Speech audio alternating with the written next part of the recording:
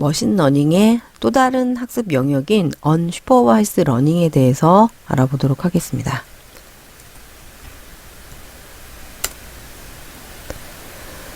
여러 알고리즘들이 있지만 이번 시간에는 클러스터링 알고리즘, 군집 분석 알고리즘에 대해서 보도록 하겠습니다.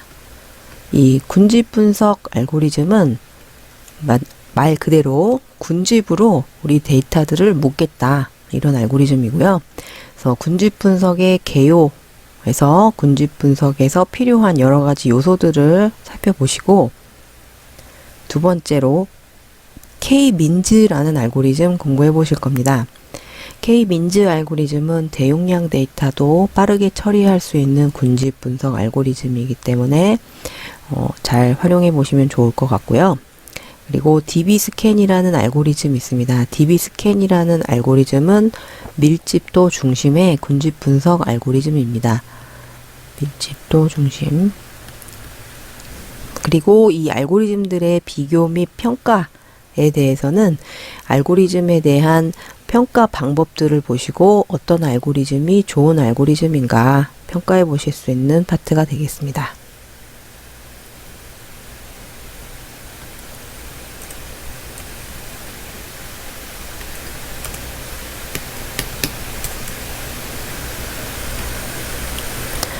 군집 분석 또는 클러스터링 알고리즘 이렇게 이야기하고요. 그래서 군집 분석은 군집으로 묶겠다라는 알고리즘입니다. 일단 요 밑에를 보시면요. 저희 고객이 있는데 이 고객들을 어떤 특정 알고리즘에 의해서 고객들을 묶고 싶은 겁니다. 그래서 고객들을 뭐 VIP 또 뭐 VVIP 또 무슨 이제 일반 고객 이런 식으로 군집으로 묶어서 관리를 하고 싶다라고 했을 때 이제 사용할 수 있는 알고리즘인데요. 그러면 어떤 기준으로 이 군집을 묶을 거냐라고 하는 부분들은 저희 알고리즘의 정의에 의해서 여러 개의 군집으로 나눠주는 알고리즘이 이 군집 분석이 하고자 하는 알고리즘입니다. 그래서 이 군집 분석은 이제 고객의 특성이라 함은 고객의 여러 X값들, 고객을 설명할 수 있는 이제 여러 X값들을 이제 고객의 특성이라고 하죠. 특성에 따라서 집단으로 나누고 싶다 하실 때 이제 사용하실 수 있다고 말씀드렸고요. 여러 다수의 대상들, 이게 이제 고객이 될 수도 있겠고, 또는 제품이 될 수도 있습니다. 또는 직원이 될 수도 있고, 다양하게 사용해 보실 수 있는 특정 대상들에 대해서 특성들을 토대로 해서 유사한 대상들끼리는 이제 그룹핑해서 묶겠다. 그래서 이런 분석 기법들을 군집 분석이다, 이제 이렇게 얘기를 합니다. 뭐 예를 들어서 고객을 뭐 세 등급으로 나누거나 제품을 나누는데 이 제품이 불량일 수도 있고 정상일 수도 있죠, 그렇죠? 불량의 군집과 정상의 군집으로 나누고 싶다. 그러나 어떤 특징들이 이 불량과 정상으로 나누는지는 모를 때 사용하실 수 있는 알고리즘이고요. 이런 알고리즘이고, 또 이 군집 분석을 사용하시면 이 불량과 정상이라고 하는 이 군집으로 나누실 때 이제 기준이 있습니다. 기준. 군집으로 나누는 기준은 이제 거리가 되겠습니다. 거리. 그래서 거리를 이용해서 군집으로 나눠 주실 수 있는데요. 이 거리들도 종류가 여러 가지 있습니다. 이제 뒤에서 보실 건데, 이렇게 거리를 나타낼 때, 거리를 계산할 때 유의사항이 있습니다. 첫 번째로 이 단위가 다른 데이터를 쓴다라고 하시면은 좀 문제가 될 수 있습니다. 뭐 예를 들어서 우리의 피처 중에서, 우리의 X값 중에서 A라고 하는 변수는 분단위고, 또 B라고 하는 분단위는 초단위일 때, 우리는 거리를 구해서 어떤 데이터와 데이터 간의 이제 거리를 구한다라고 했을 때 거리의 왜곡이 일어날 수 있습니다. 그래서 거리의 왜곡을 막기 위해서 같은 단위를 사용해 주셔야겠죠. 네, 그래서 군집 분석 알아보셨고요. 그래서 군집화의 기준, 군집화의 기준은 동일한 군집에 속하는 개체들은, 데이터들은 여러 속성들이 비슷할 거다. 그리고 서로 다른 군집에 속한 데이터들은 그렇지 않도록 구성하는 것이 핵심 키입니다. 그래서 우리 데이터들이 이렇게 한 군집으로 모여 있다면 아마 같은 특징을 가지고 있을 거다라고 가정을 하고 있고요. 또 다른 군집으로 모여져 있다 그러면 이 관측치들은 많이 다를 것이다. 이 군 간에 다른 차이를 보일 것이다. 이제 그런 컨셉을 가지고 있습니다.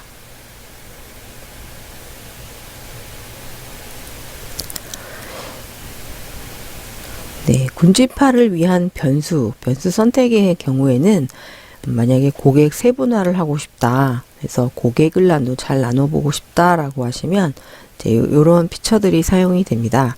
고객의 인구 통계학적 변수, 성별이나 나이나 거주지, 직업, 소득, 그리고 교육, 종교 등이 여기에 해당이 되고요. 그리고 구매 패턴에 대한 변수, 상품이나 어떤 상품들을 샀는가, 그리고 주기, 그러면 얼마만큼의 주기로 거래를 했는가, 그리고 거래액의 규모, 그러니까 구매 패턴에 대한 변수가 될 수 있고요. 그리고 생활 패턴에 대한 변수도 추가해 보실 수 있습니다. 라이프 스타일이라든가 아니면 성격 또는 취미나 가치관 등이 생활 패턴에 대한 변수가 되겠습니다. 이거는 고객의 경우에 그렇고요. 그리고 특징은 이 기준을 어떻게 설정할 것이냐, 유사성과 비유사성을 어떻게 정의할 것이냐에 따라서 군집의 형태에 따라 또 다양한 방법들이 존재합니다. 그리고 또 다른 특징들은 분석자의 주관에 따라서 결과가 달라질 수 있다는 특징을 가지고 있습니다. 이 데이터 포인트들이 이렇게 흩어져 있을 때 어떤 사람들은 이제 군집을 2개로 나눠야 된다. 이런 사람도 있을 수 있고요. 또는 어떤 사람들은 아니다. 군집을 3개로 나눠야 된다. 이런 사람들이 있을 수도 있죠. 그래서 분석자의 주관에 따라서 결과가 많이 달라질 수 있다. 그래서 이 얘기는 군집 수를 결정하는 것이 어렵다는 거죠. 그쵸? 군집 수를 결정하기가 어렵다. 네, 이런 특징을 가지고 있습니다.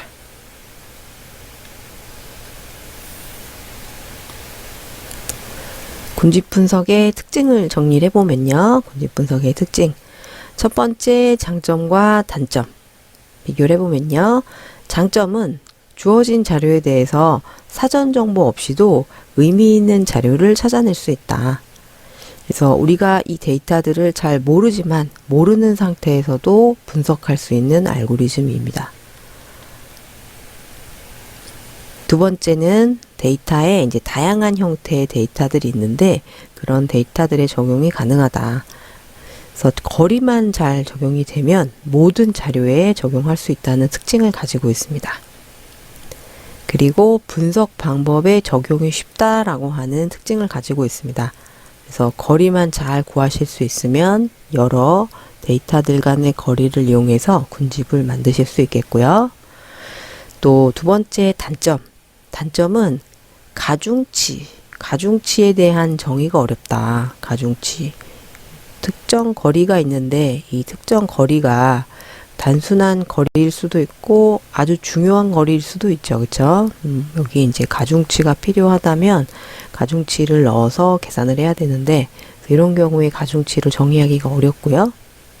또 거리 자체도 거리가 굉장히 많습니다. 거리를 구하는 방법들이 많기 때문에 거리에 대한 정의도 어렵다. 단점이 되겠습니다.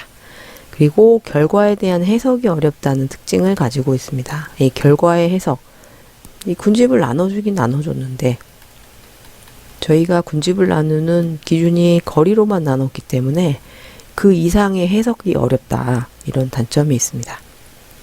그리고 군집수 K개를 결정하는 것이 어렵다. 군집을 2개로 하는 것이 좋으냐, 3개로 하는 것이 좋으냐라고 했을 때 군집의 개수를 결정하는 것이 어려운 문제가 되겠습니다.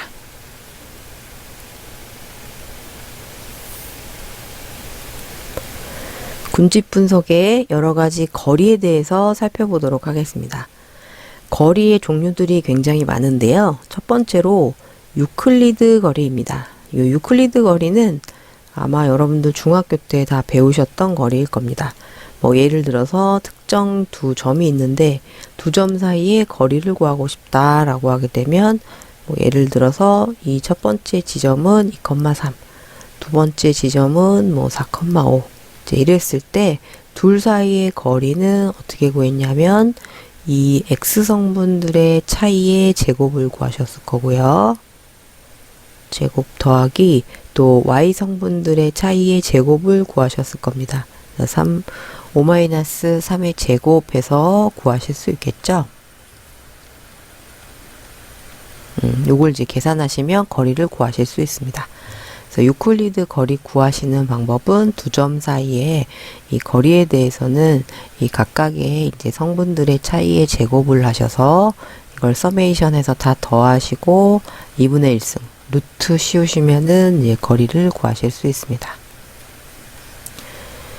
그리고 두 번째로 민코브스키 거리가 있습니다. 민코브스키 거리.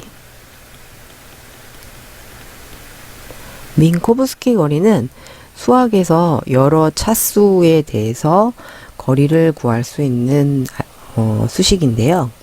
거리 개념인데요. 이 m이라고 하는 것이 이제 1이 될 수도 있고 2가 될 수도 있고 3이 될 수도 있고 그렇습니다. 그래서 두 점 사이의 거리는 이제 각 성분의 차이의 m승 그리고 서메이션에서 다 더하시고 이 값 자체의 n분의 1승 해서 구하시면 되겠습니다.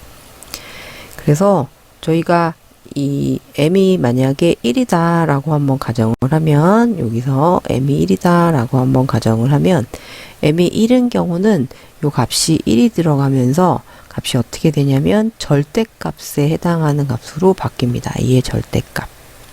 그래서 이 값들을 다 더해서 이제 민코브스키 거리를 구하게 되는데요. 이 절대값은 이제 대표적으로 어떤 것들이 있냐면은 이렇게 한번 보시면 이렇게 격자 모양으로 생긴 이제 지역이 있는데요. 이 대각선의 이 지점 A 지점부터 B 지점까지 거리를 구하려고 합니다. 물론 가장 가까운 거리는 이렇게 대각선으로 가는 것이 가장 가깝죠. 그렇죠? 요게 유클리드 거리인데요. 이렇게 갈 수가 없고 이 거리들이 지금 다 건물로 막혀 있기 때문에 실제로 가는 방법은 이제 이렇게 가시면 되겠습니다. 이렇게. 그래서 X성분과 Y성분의 이제 직각으로 간다고 생각하시면 되겠죠. 그쵸? 네, 이렇게 가시면 되겠고, 또 여기도 이렇게 가시면 되겠습니다. 네. 그래서 직각으로 가시거나 아니면 이 성분들 이 사이사이로 이렇게 가실 수도 있겠죠. 그쵸? 이런 여러 가지 이 직각 성분들의 합산으로 거리를 구할 수 있는 알고리즘이 민코브스키 거리입니다. 그래서 이렇게 민코브스키 거리에 대해서는 민코브스키 거리의 m이 1인 경우에 얘는 맨하튼 거리다. 이제 이렇게 얘기를 합니다. 맨하튼 거리. 네, 이제 이렇게 얘기를 합니다. 그리고 m이 이제 2인 경우를 한번 생각해 볼게요. m이 2인 경우는 이렇게 보시면 이제 여기가 m이 2가 되겠는데요. m이 2인 경우 여기 이제 2가 되면 m이 2가 되면은 어디랑 같아지냐면 방금 전에 위에서 보셨던 유클리드 거리와 같아집니다. 그래서 유클리디안 디스턴스와 같아진다. 그래서 m이 2인 경우는 이제 유클리드 거리. 그리고 m이 3 이상인 경우는 이제 여러 수학에서 사용되는 이제 고차원 데이터에 대한 이제 거리들이 사용이 됩니다. 네, 저희는 이제 이렇게 2차까지만 이제 살펴볼게요. 그리고 세 번째로 표준화 거리입니다. 표준화 거리. 이 표준화 거리는 표준 편차로 나눠준 거리. 이제 이렇게 생각하시면 되겠습니다. 기본적으로는 유클리드 거리가 기본적으로 사용이 되는데요. 이 유클리드 거리에서 표준 편차로 나눠주고 그러니까 표준 편차의 제곱이니까 이제 분산으로 나눠주는 겁니다. 그래서 분산으로 나눠서 이제 2분의 1승 루트 씌워서 사용하는 것이 이 거리가 되겠습니다. 그래서 요 유클리드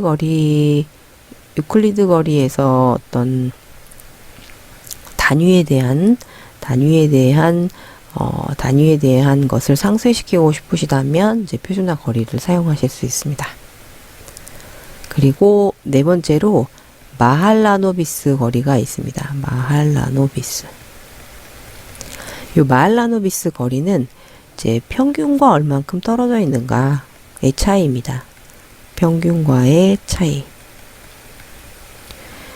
그래서 이 옆에 수식을 보시면 둘 간의 거리를 구하는데 x의 트랜스포즈가 들어있고 시그마의 마이너스 1승 들어있고 x가 들어있는데요. 이제 요거는 이제 공분산 표시입니다. 공분산. 공통의 분산이라는 뜻이죠. x와 y의 공통의 분산 값을 이용해서 거리를 구하겠다. 그래서 이 마할라노비스의 거리는 이 평균과 얼만큼 시그마만큼 몇 시그마만큼 얼만큼의 분산만큼 떨어져 있는가에 대한 차이가 되겠습니다. 변수들이 상관관계가 높다. 변수 간에 상관관계가 높다면은 이제 이 마할라노비스 거리를 사용해 보시길 권장드립니다. 네. 그래서 군집 분석에서는 이제 관측값들이 얼마나 유사한지 또는 유사하지 않은지 측정할 수 있는 측도가 이제 거리 개념이 되겠고요. 또 거리 이외에 여러 유사도에 대한 부분도 거리로 사용이 될 수 있습니다. 대표적으로 피어슨 상관계수라든지 스피어만 상관계수라든지 이런 상관계수들도 이제 유사도 측면에서 거리로 사용될 수 있습니다.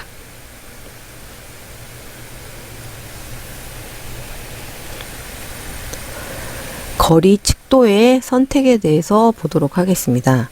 그래서 거리들이 여러 종류들이 있었는데요. 그 거리들을 언제 어떻게 사용해야 하는지 살펴보시면요.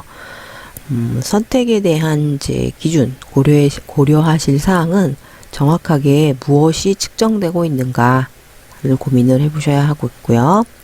그리고 변수들이 어떻게 관련되어 있는가, 그리고 이상치들이 있는가에 대해서 고민을 해보셔야 됩니다. 거리의 측도를 선택하시면서 가장 널리 사용되는 거리는 이제 유클리드 거리입니다. 그렇지만 이제 주의하실 세 가지 특징이 있는데요. 첫 번째, 표준화입니다. 표준화.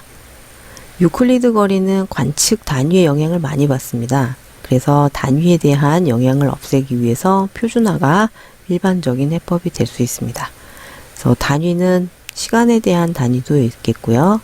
특정 컬럼은 분으로 되어 있고 특정 컬럼은 또 C라고 되어 있고 또 어떤 컬럼은 초라고 되어 있을 때 거리를 구하면 이제 거리 왜곡이 일어나게 됩니다.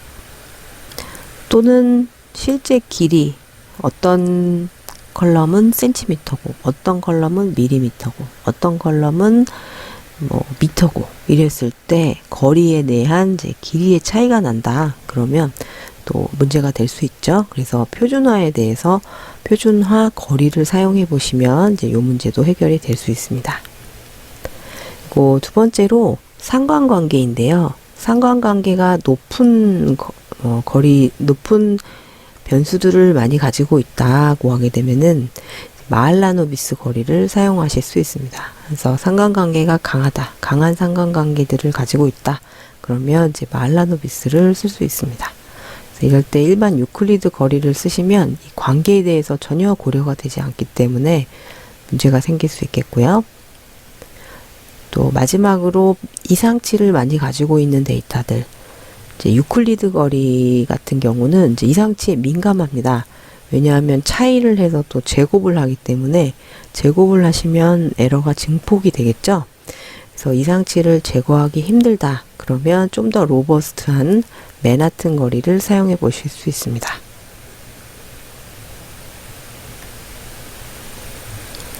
이번에는 이제 분석 알고리즘의 대표적인 알고리즘인 K-민즈라는 알고리즘 보도록 하겠습니다.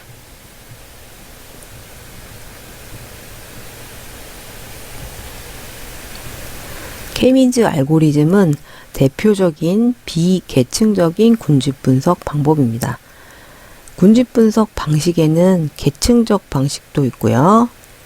비계층적 방식도 있습니다.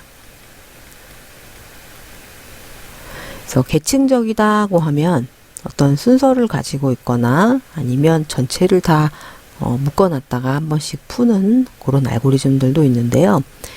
대표적인 방법이 병합하는 방법입니다. 병합.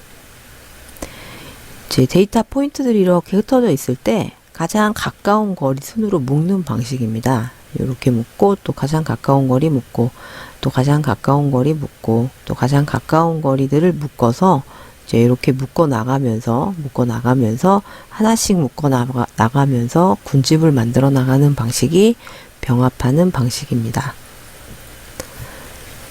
계층적인 방식이 있고 이렇게 순서를 가지고 있는 이제 병합하는 방식이 있고요. 그 다음에 비계층적인 방식도 종류가 여러 가지지만 대표적으로 이 K-민즈가 대표적인 비계층적 방식이 되겠습니다. 순서를 가지고 있진 않고요. 우리 알고리즘에 의해서 군집의 중심을 찾는 알고리즘입니다. 그래서 뒤에서 나온 민즈라고 하는 의미는 제 평균이라는 뜻이죠. 그쵸? 평균. 그리고 앞에 K는 제 군집의 개수입니다. 군집의 개수. 이제 미지수의 개수. 그래서 군집의 개수를 지정을 하면 이 데이터 간의 평균을 통해서 군집의 중심을 찾아 나가는 알고리즘입니다. 그래서 이 K-민즈 알고리즘은 사전에 결정된 군집수 K개가 있어야 합니다. 이 얘기는 여러분들이 군집의 개수를 미리 지정해서 알려주셔야 된다는 거죠. 그리고 세 번째는 이 전체 데이터들을 이제 상대적으로 유사한 K개의 군집으로 구분을 해줄 수 있는 알고리즘 같은 얘기죠. 그래서 K-민즈 알고리즘은 계층적 군집 방법에 비해서 계산량이 적습니다. 앞에서 이 병합하는 경우에는 모든 거리들을 반복적으로 계속 계산을 해야 되기 때문에 계산량이 많고 느리지만 K-민즈 알고리즘은 계산량이 적기 때문에 최근에 대용량 데이터들, 빅데이터들을 빠르게 처리할 수 있는 장점이 있습니다. 그래서 이 부분은 알고리즘이 어떻게 동작되는지 알고리즘의 동작 부분을 이제 설명하는 부분입니다. 처음에 초기에 랜덤하게 K개의 군집을 선택합니다. 그리고 나서 이 각각의 관측값들, 우리 데이터들을 그 중심에 가까운 거리에 있는 군집의 하나로 할당을 해줍니다. 그리고 군집을 새로 계산을 하죠. 그리고 기존 군집과 새로운 중심이 차이가 없을 때까지 반복해 나갑니다. 그래서 저희의 데이터 포인트들이 이렇게 흩어져 있다고 가정을 해보면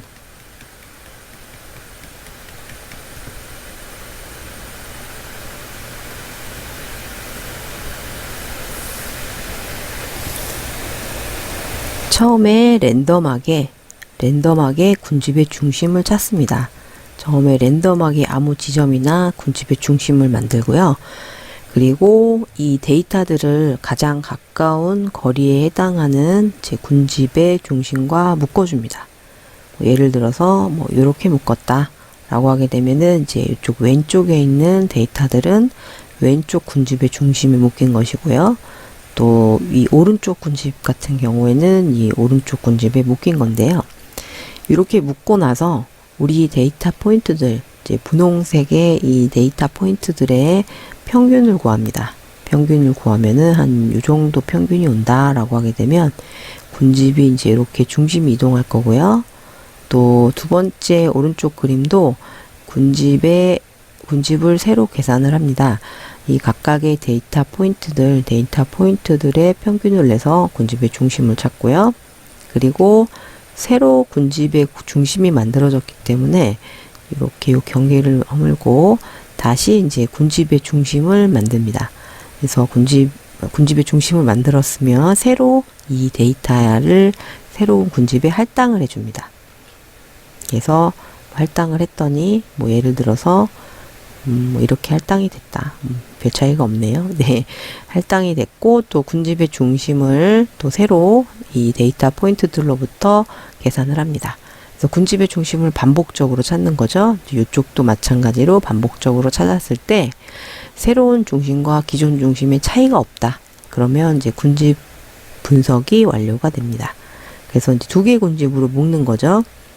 그래서 첫 번째 군집, 그리고 두 번째 군집, 이렇게 묶어나가는 알고리즘이 K-민즈 알고리즘이 되겠습니다.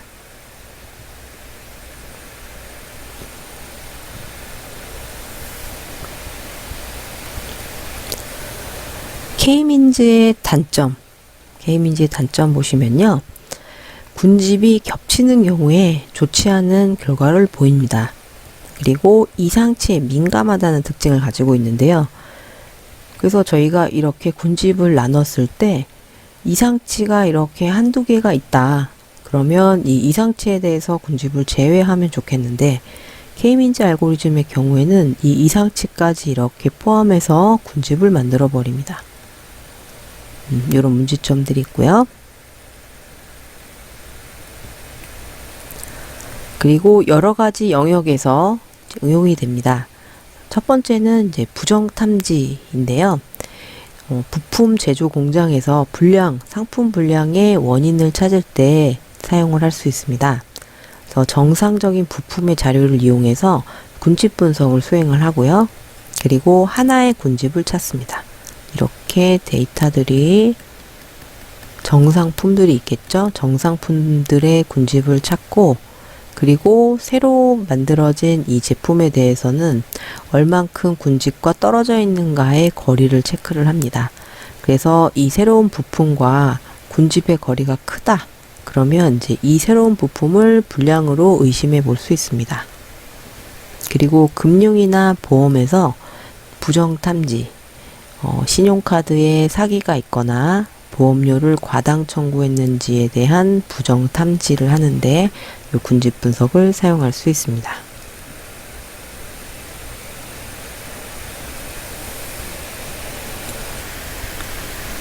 K-민즈 알고리즘 사용 방법에 대해서 간단히 정리를 해보도록 하겠습니다. 그래서 K-민즈 알고리즘은 제 레이블이 없는, 즉 Y값이 없는 다차원 데이터, X값들이 많은 다차원 데이터셋 내에서 사전에 정의된 군집수 K개를 찾아내는 방식이고요. 최적의 군집화는 군집의 중심은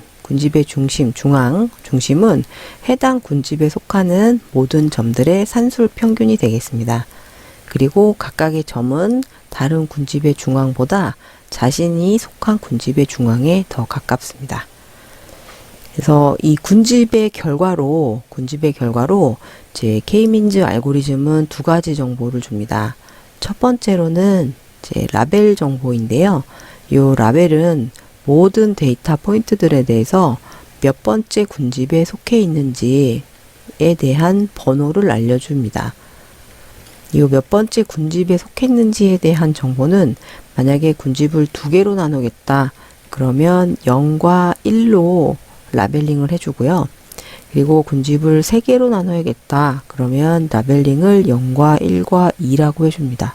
물론 4개로 나눈다. 이러면 마찬가지로 0과 1과 2와 3 이렇게 나눌 수 있겠고요. 그리고 또 중요한 정보로 군집의 중심을 알려줍니다. 군집의 중심. 군집의 중심은 클러스터 센터다. 이제 이렇게 얘기를 하고요. 그래서 군집이 두 개가 만들어졌다. 그러면 군집의 중심도 두 개가 나와야겠죠? 군집을 3개로 만들었다고 하면 군집의 중심도 3개가 나와야겠고요. 또 여러 개가 만들어졌을 때 각각 개수만큼의 군집의 중심이 나와야 합니다. 네, 이렇게 군집의 알고리즘, K-민즈 알고리즘 사용 방법에 대해서 알아보셨습니다.